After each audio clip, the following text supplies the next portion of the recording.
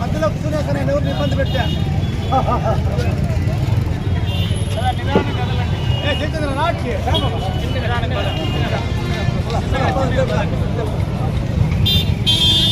జై వాల్మీకి జై వాల్మీకి జై వాల్మీకి జై వాల్మీకి జై వాల్మీకి జై వాల్మీకి వాల్మీకి ఐక్యత వర్ధిల్లాలి వాల్మీకి ఐక్యత వర్ధిల్లాలి వాల్మీకి ఐక్యత వర్ధిల్లాలి జై వాల్మీకి జై వాల్మీకి జై వాల్మీకి జై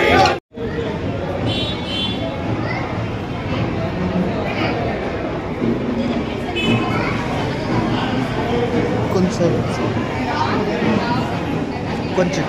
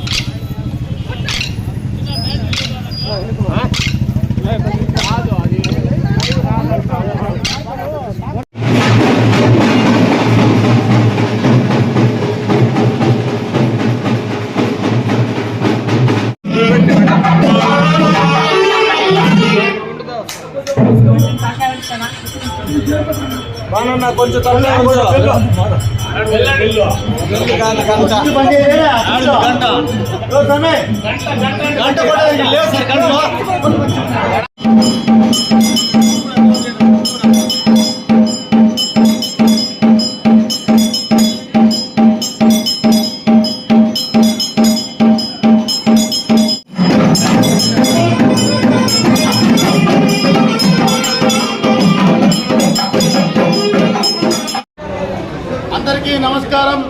ఈరోజు పలంనేరు నియోజకవర్గంలో మన వాల్మీకి సంఘం ఈరోజు అత్యంత వైభవంగా ఊరేగింపుతో మేళాలతో తాళాలతో అట్లాగే అన్నదానంతో అభిషేకం ఈరోజు చేస్తూ కోలాట్లు పెబ్బర మేళాలు అన్నీ పెట్టుకొని వచ్చారు.